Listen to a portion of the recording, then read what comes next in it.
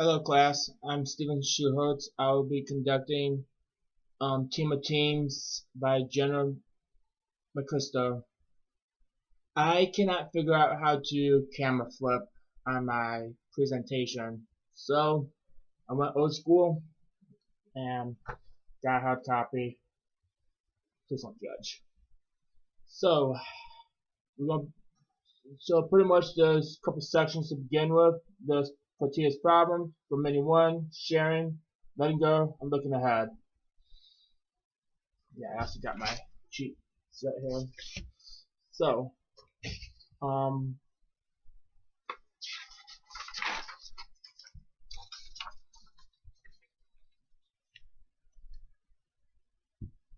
sorry, it's quite embarrassing. Okay, I'm just gonna read it out. The 20th century, America was the envy of the world. After 9/11, it all changed. See, not every nation can grow technology the way America can. So most had to enhance on the strongest qualities. Al-Qaeda in Iraq, brotherhood. Two things to look to keep in mind: there's macro and micro. Micro is knowing your environment from like where you live. Macro is knowing how social media works.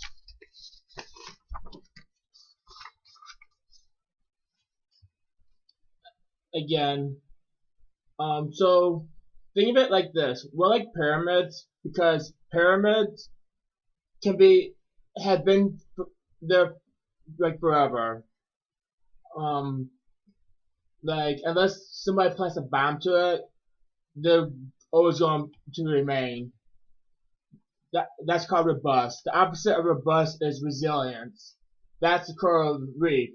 The coral reef has the ability to replace itself after a piece has been taken away. Here's the thing: because they're opposites, one's not better than the other.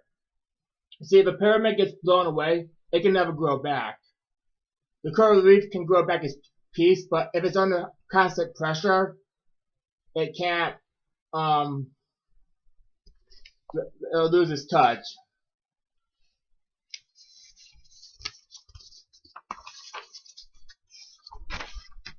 So mini one. So this is about doing the right thing and doing things right. So pretty much, like just two examples. In Flight 73, Captain McBroom, and in 2009, Captain Sullenberger. And the time when McBroom flew back in the 1970s, he was an experienced pilot, but the problem was a landing gear has malfunctioned. So Captain McBroom, he was an experienced pilot, but the thing was he was too experienced looking at every protocol. When he looked at every protocol, he spent that much time in the air, and more time he spent in the air was more time for fear to go out. Captain McBroom, as experienced pilot he crashed and many died. Captain Sullenberger, as we all know, the one that Tom Hanks plays, like the one in the Hudson River, a bunch of birds, geese, seagulls had flew in the jet engine. Captain Sullenberger, he didn't have the time to go over protocols. He just simply had to look for a spot that was safe and do it fast. And he chose the Hudson River, and he told people to brace the impact, and they all survived. So, again, that's the difference between doing things right and doing the right thing.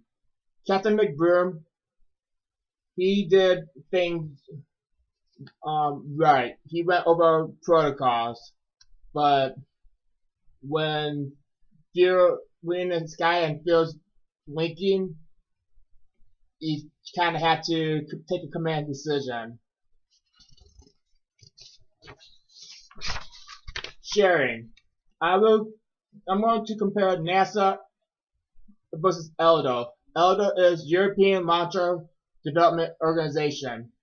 Back in the space race, like it's often known that the Soviets were a rival, but like also so was Europe in a sense. 1963, George Mueller was brought on board by NASA. Before Mueller, everybody worked in their own departments, which makes sense. If you know that department, you worked in it. But the problem was there was only like confines between those walls, and you couldn't really have the best of communication, connectivity, or cooperation with other departments. George Mueller knocked us down, and at the end of the day, Europe or ELDO, it could be argued that they made better components than what we did, but the thing was, they didn't have the connection, cooperation, and the other C word, the way that we did. And by doing so, when we were able to talk to like other departments and to cooperate with other departments, we were able to make a better rocket because of better management. Yeah, like so components didn't win the race. It was the cooperation between the departments that won. Alright. Next is letting go. So pretty much General McChrystal ran an experiment. So like there's two things that was needed. Interdependence and speed. So by sharing, we learned how to be more interdependent. Like relying on like working as a team without relying too much with each other. But there was another component that we had to use to combat Al Qaeda in Iraq, and that's speed. General McChrystal ran an experiment by pushing a 30 down to the rank, and to his surprise, not only did the rank do the right thing, but his decisions were made faster, with higher quality, made by multiple decision makers. So high quality decisions were made at a faster rate by many decision makers other than just Stanley McChrystal and him being bogged down. So, and again, it's like, and by the end of the book, he learned that it's better to be a gardener than a chess player. What does gardeners do? Gardeners, they tend, they water, they prune, chess players, again, Al Qaeda and Iraq, they don't play fair. So when you move one piece, Al Qaeda and Iraq, they moved about 20 pieces in like opposite directions, attacking simultaneously at one time.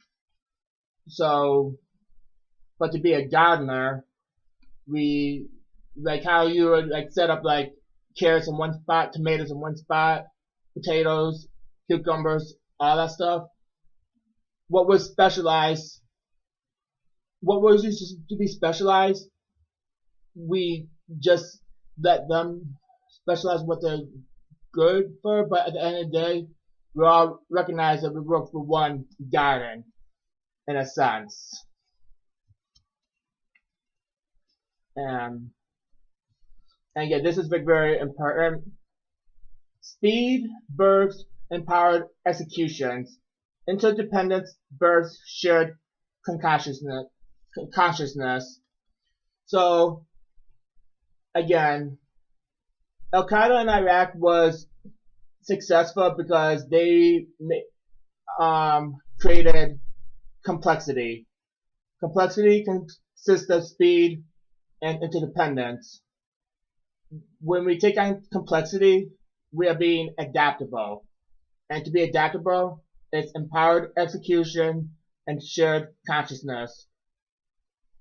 If you have a problem with speed, match it with empowered executions.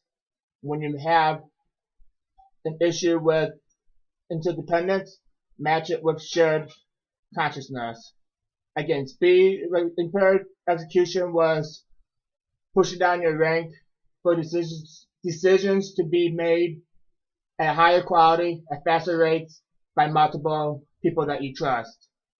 Shared consciousness, again, it's not a matter about who produces the best components, but it's a matter of having better connection, cooperation, and all that good stuff. And these are my citations. Thank you for hearing me out, and hope you all have a good day.